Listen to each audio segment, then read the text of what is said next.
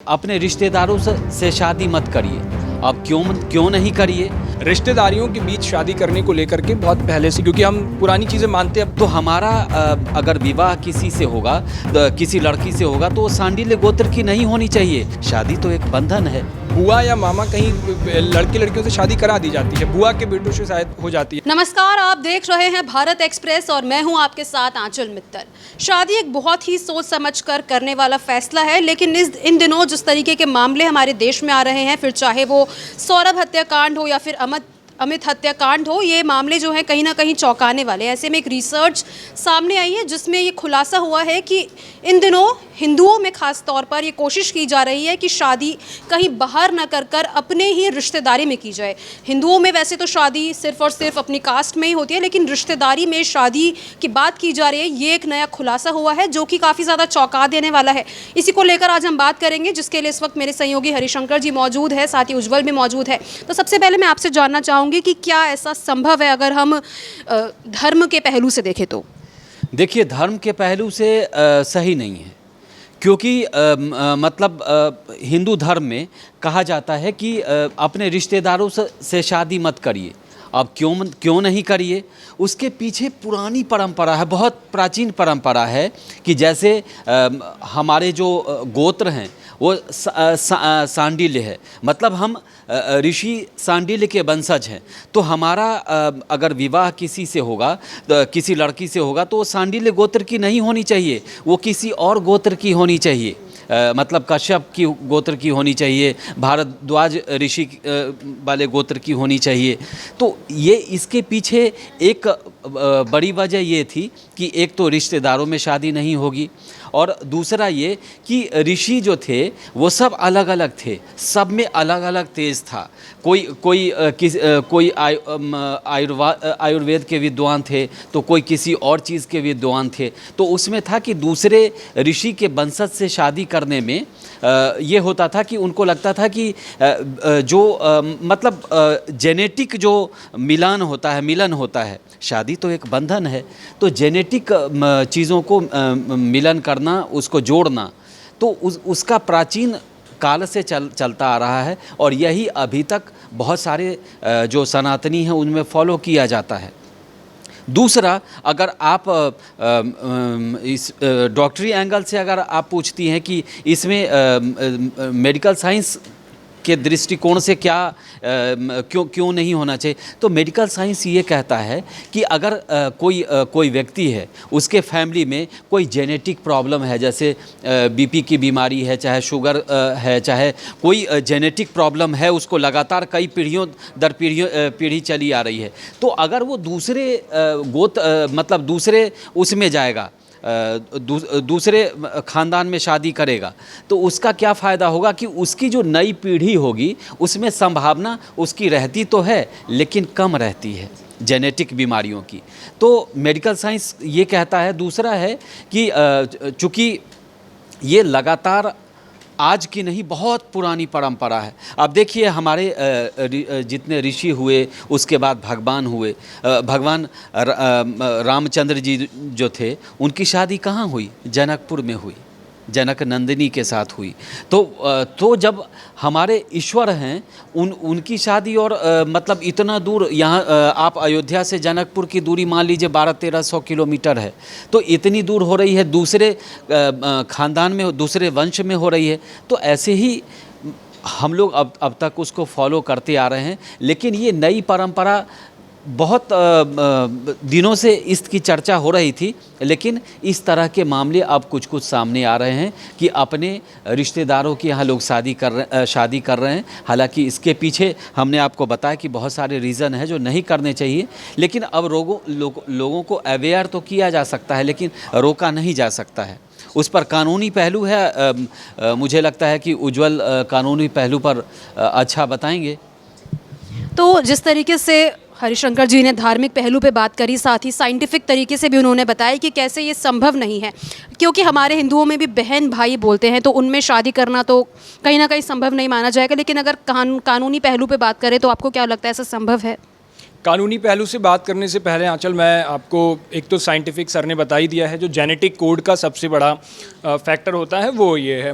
तो genetic code में जो हमारे डीएनए और आरएनए होते हैं उनमें न्यूक्लियोटाइड जो होता है उसकी वजह से जो सीक्वेंस कोड होता है वो मैच कर सकता है, जिसकी वजह से आपको जो जेनेटिक बीमारियाँ रही हैं वो ट्रांसफ़र हो सकती है। पहली चीज़ ये तो इसलिए अवॉइड करते थे।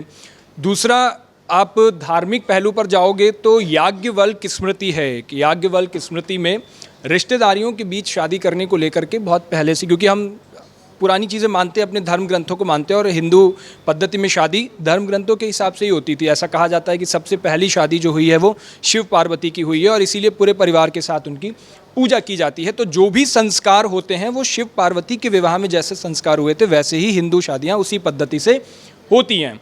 याज्ञवल्क्य स्मृति में ये लिखा हुआ है कि मातृपक्ष से 5 पीढ़ियाँ और शायद 7 पीढ़ियाँ और पितृपक्ष से 5 पीढ़ियाँ, इनको अवॉइड करके इनसे मतलब इतना गैप हो जाना चाहिए और उसके बाद फिर आप उसको कर सकते हो, यानी उससे पहले की पीढ़ियाँ नहीं मानी जाती हैं, आप शादी कर सकते हो। अब एक सबसे बड़ी चीज़ आ जाइए आज के ज़माने में, आज क्या हो रहा है, क्योंकि ये सब तो पुरानी चीज़ें हो गई। आप कभी साउथ में जाओगे और साउथ में आप तमिल, तेलुगु या कहीं भी जाओगे तो वहाँ पर मामा और भांजी की शादी करवा देते हैं और इसको बाकायदा इसका एक नाम होता है, ममन कल्याणम करके ये एक पद्धति है और वहाँ पर ये शादी कराते हैं। और सबसे बड़ी बात है कि हिंदू मैरिज एक्ट में ये लीगल है, जबकि हिंदू मैरिज एक्ट में आप भाई बहन की शादी इलीगल है। ठीक है, जो भी क्लोज़ के रिश्ते हैं, आपके ब्लड रिलेशंस हैं बहुत क्लोज़, उनमें ये शादियाँ इलीगल हैं, वो हिंदू मैरिज एक्ट के अकॉर्डिंग नहीं होती है। जैसे मुस्लिमों की शादी मुस्लिम पर्सनल लॉ बोर्ड की तरीके से होती है, ऐसे ही हिंदुओं की शादी हिंदू मैरिज एक्ट के तहत होती है। उसमें इस चीज़ की साफ मनाही है। कुछ अब बात छोड़ करके फिर उसमें एक कानूनी लड़ाई आप लड़ते हो और उसके बाद चीज़ें आगे जाती हैं तो वो कोर्ट आपको परमिशन देती है, वो एक अलग चीज़ है। उसके बाद आप देखोगे मुस्लिम्स में तो ये पहले भी था कि वो अपने ब्लड रिलेशन से शादियाँ कर लेते थे। हिंदू पद्धति में अब आज के दौर में जब आप कई केसेस को देख रहे हो तो इन केसेस में ये लगता है, हर कोई समझता है, चाहे वो लड़का हो या लड़की हो, उसे ये लगता है कि अगर क्लोज में किसी को हम पहले से जानते और समझते हैं तो हमारे लिए आगे की ज़िंदगी जीना आसान हो जाता है, तो इसलिए पास की चीज़ें ढूंढ रहे हैं। लेकिन जब आप इस चीज़ पर बात कर रहे हो तो फिर मुझे NCRB का एक डेटा भी याद आता है जो टाइम्स ऑफ इंडिया में साफ आया था। उस NCRB डेटा में आपको पता है इंडिया के अंदर 86% रेप्स उन लड़कियों के हुए जो बिल्कुल क्लोज के रिश्तेदार थे, उनके नोन लोग थे, नोन की वजह से। और कई ऐसे केसेस आप देखोगे आज भी जो सबसे ज़्यादा क्राइम होते हैं, जब आप उनकी तह तक पुलिस पहुंचती है, उनकी जांच पड़ताल होती है तो उनमें ये पता लगता है कि जो क्राइम रेट सबसे ज़्यादा नोन लोगों के द्वारा ही होते हैं, वो आपके क्लोज रिश्तेदार हो सकते हैं, वो आपके पड़ोसी हो सकते हैं, यानी जिन्हें आप जानते हो और बहुत बचपन से जानते हो, उन लोगों के नाम उसमें निकल करके सामने आते हैं। तो अब बात के तौर पर कई सारी चीज़ें हैं, लेकिन जो हमारी पुरानी पद्धति चलती चली आई है उसे हम इग्नोर नहीं कर सकते और उसका साइंटिफिक रीज़न भी है और पौराणिक तो आपको बताया ही कि वो सारे रीज़न हैं। लेकिन जब इस तरीके के केस आते हैं, चाहे वो मेरठ के केस आप देख रहे हो, चाहे वो अभी अलीगढ़ का केस आपने देखा है, 25 साल का लड़का था और शायद 50 साल की सास थी, ऐसे वो फरार हो जाते हैं।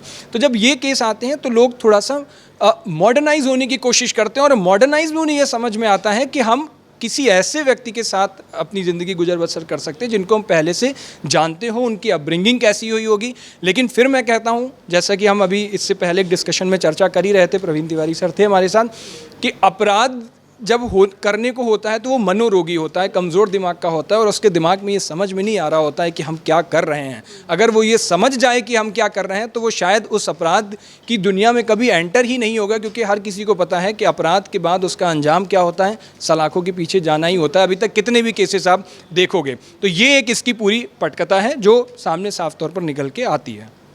अगर हम सामाजिक तौर पर देखें, अगर हिंदुओं में भी इस तरीके से शादी होने लग जाए, रिश्तेदारों में शादी होने लग जाए, तो समाज पर क्या असर पड़ेगा इसका? देखिए, समाज पर असर पड़ेगा, क्योंकि जिस समाज में इसका विरोध है, विरोध हर जगह है सनातन में और विरोध होता आ रहा है। आप विरोध की अगर बात करती हैं तो हरियाणा में आपने देखा है ना, हॉरर किलिंग वहीं से तो आया। इज़्ज़त के नाम पर कत्ल की, वो भाई बहन या रिश्तेदार थे, उन्होंने शादी कर ली। हरियाणा में हमने देखा, मुजफ्फरनगर में हमने स्टोरी भी 20 साल पहले कवर की थी, मेरठ में भी वैसे कई मामले हुए। हालांकि अब ये मामले कम हुए हैं, लेकिन ये है कि जब समाज उसको एक्सेप्ट नहीं कर रहा है, और ये ऐसे नहीं है कि चलते फिरते किसी ने रूल बना दिया। इसके पीछे तर्क है। एक तो हमारा जो प्राचीन तर्क है, हमारे ऋषि, हम जिनके संतान हैं, उनसे जुड़ा है मामला। उसके बाद मेडिकल साइंस भी ऐसा कहता है। तो ये तमाम चीज़ें हैं और समाज में इसको एक्सेप्टेंस बिल्कुल नहीं मिलता। अभी भी लोग करते हैं, लेकिन चोरी छुपे करते हैं। बहुतों का तो बहुत दिनों बाद पता चलता है कि ये आपस में रिश्तेदार थे, और कई बार दूर के रिश्तेदार भी होते हैं। जैसे डायरेक्ट भाई बहन ना कह करके, अब मान लीजिए कि तीसरे पीढ़ी का कोई रिश्तेदार है, चौथे पीढ़ी का रिश्तेदार है, तो वो उसको आप रिश्तेदार नहीं मानेंगे, जिससे आपका जो संपर्क ही ख़त्म हो गया है। पता चला फलाने गांव में किसी का ननिहाल है, उसका 3-4 पीढ़ी आगे निकल गया, तो 4 पीढ़ी निकल गया, तो उसको आप डायरेक्ट रिश्तेदार नहीं बोलेंगे, क्योंकि उस परिवार में कई सारी पीढ़ियां मिक्स हुई, कई जनरेशन मिक्स हुआ, तो वो फिर अलग हो जाता है। लेकिन डायरेक्ट अगर भाई बहन का रिश्ता है, चाहे मामा का हो, चाहे फूफा का फुफेरी बहन हो, चाहे चचेरी बहन हो, तो इन सब में होता नहीं है आमतौर पे, और देखने को भी कम मिलते हैं। एक्सेप्शनल तो हो सकता है, लेकिन आमतौर पे नहीं देखा जाता है।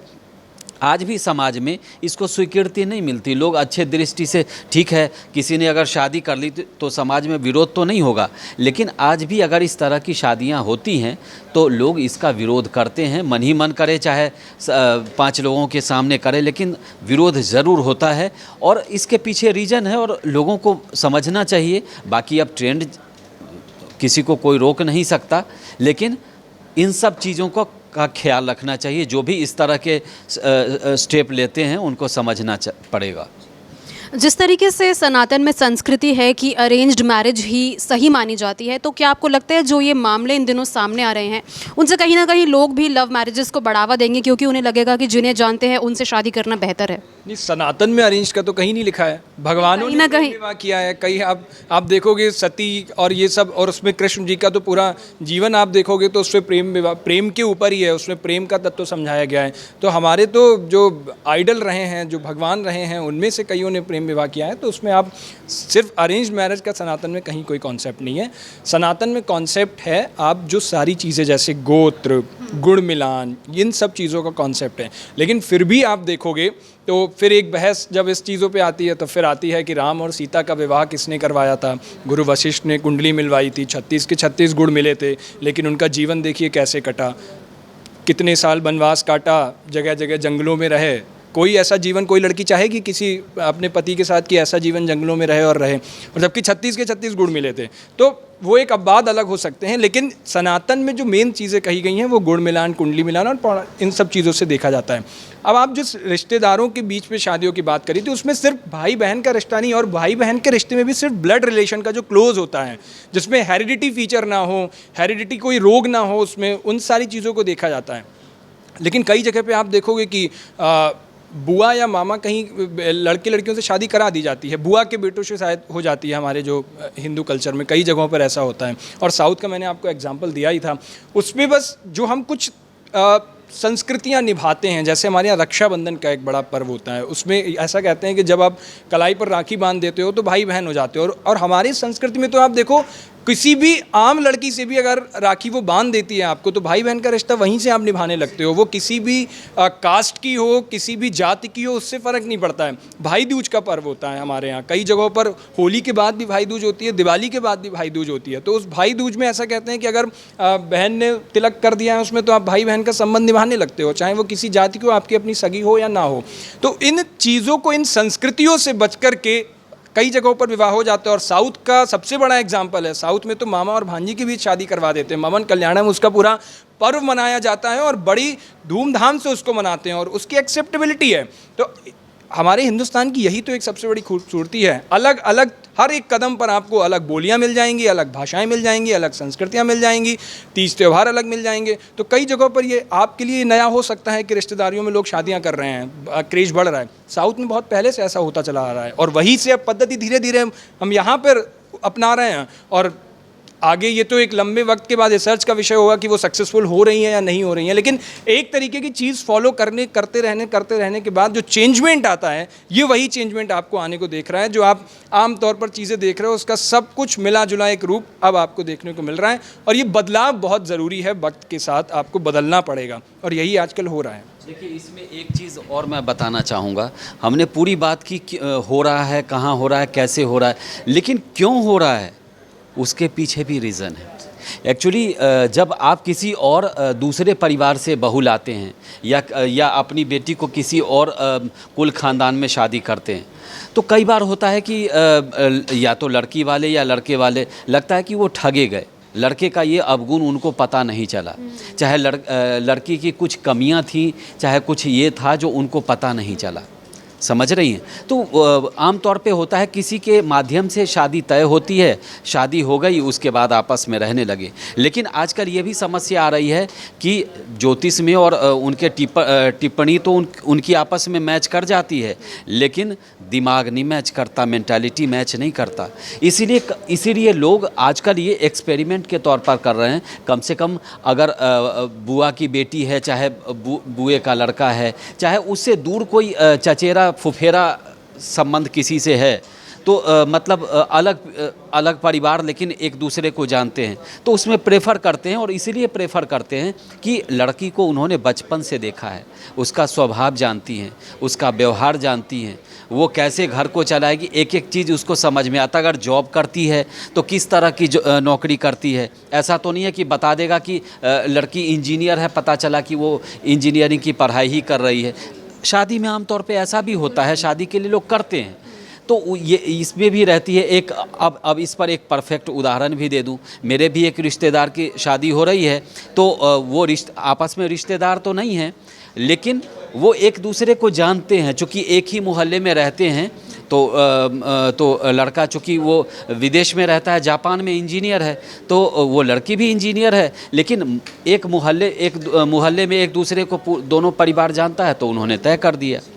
लेकिन वो रिश्तेदार आपस में नहीं हैं। लेकिन अगर रिश्तेदार भी दूर के अगर होते तो बात बन सकती थी, क्योंकि इसीलिए हो रही है। लेकिन ये है कि क्लोज में फिर भी नहीं जाना चाहिए, ये हमारा धर्मशास्त्र कहता है, ये मेडिकल साइंस कहता है, और हमारी परंपरा तो हमको फॉलो करना ही चाहिए किसी भी हालत में।